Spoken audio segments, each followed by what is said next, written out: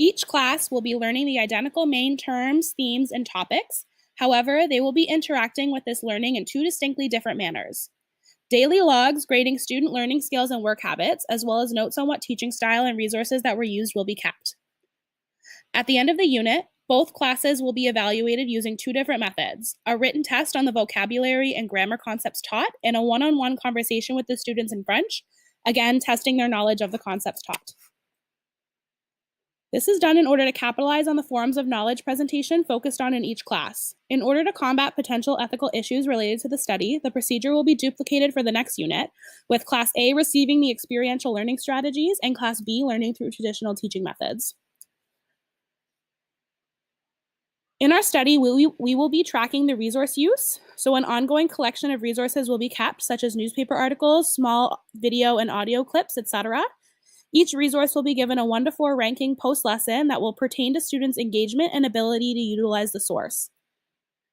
We will be tracking the integration of teaching methods, so ongoing records of what experiential teaching methods were used, as well as what the context of each method. We will also be tracking classroom management, so student learning skills and work habits will be tracked through a Google form using a 1 to 4 grading scale. The form will also be linked to individual Google Docs for each student that will have comments for student success during the lesson. Large discrepancies in such areas, such as independent work or self-regulation between the two teaching styles, may be an indicator of classroom management issues.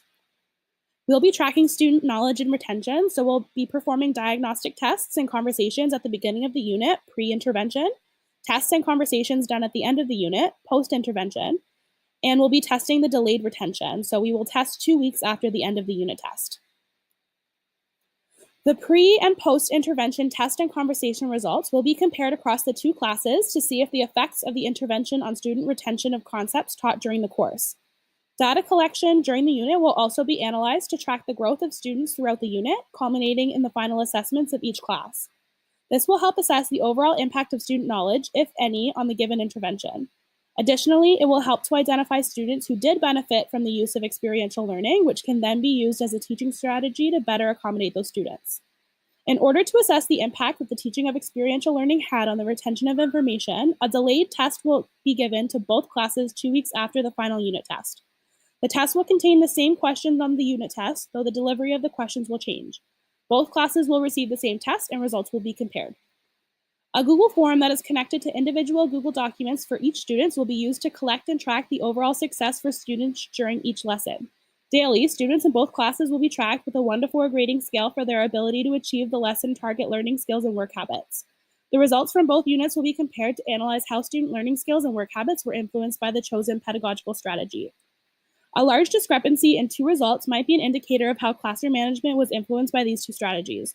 For example, if independent work or self-regulation skills are significantly lower on a class-wide level for the experiential learning units, it might be an indicator that classroom management was influenced by the intervention.